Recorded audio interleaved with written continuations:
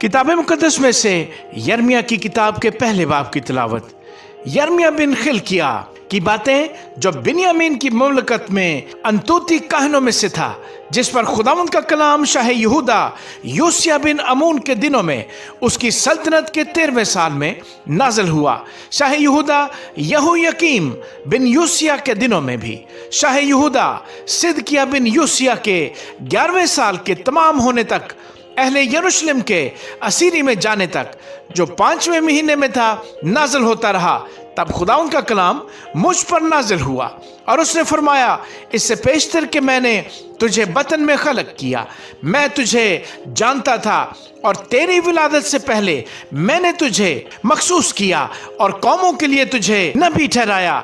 तब मैंने कहा, हाय खुदाउन खुदा, देख मैं बोल नहीं सकता क्योंकि मैं तो बच्चा हूँ।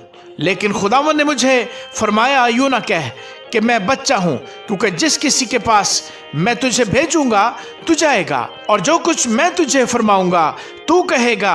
तू उनके चेहरों को देखकर न डर, क्योंकि खुदावंद फरमाता है, मैं तुझे छुड़ाने को तेरे साथ हूं।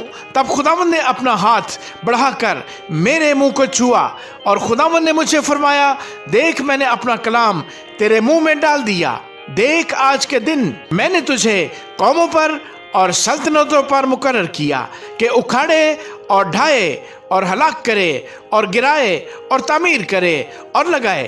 फिर खुदा उनका कलाम मुझ पर नाज़िल हुआ और उसने फरमाया, ऐ यर्मिया तू क्या देखता है? मैंने अर्ज की कि बादाम के दरख्त की एक शाख देखता हूं और खुदावंद ने मुझे फरमाया कि तूने खूब देखा, क्योंकि मैं अपने कलाम को पूरा करने के लिए बेदार रहता हूं। दूसरी बार खुदावंद का कलाम मुझ पर नाज़िल हुआ और उसने फरमाया, तू क्या देखता है?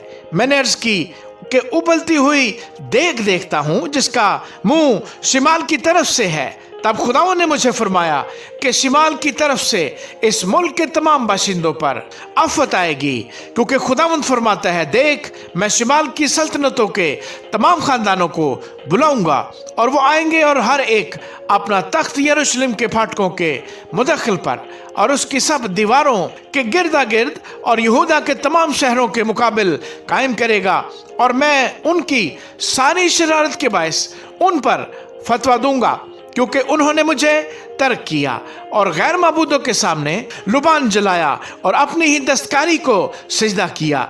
इससे तू अपनी कमर कसकर उठ खड़ा हो और जो कुछ मैं तुझे फरमाऊं उनसे कह। उनके चेहरों को देखकर न डर, ऐसा ना हो कि मैं तुझे उनके सामने सरासीमा करूं, क्योंकि देख मैं आज के दिन तुझको इस तमाम मुल्क और यहूदा के बादशाहों और उसके अमीरों और उसके काहनों और मुल्क के लोगों के मुकाबिल एक फसीलदार शहर और लोहे का सतून और पीतल की दीवार बनाता हूँ, और वो तुझसे लड़ेंगे लेकिन तुझ पर गालिब ना आएंगे, क्योंकि खुदावंद फरमाता है, मैं तुझे छुड़ाने को तेरे साथ हूँ।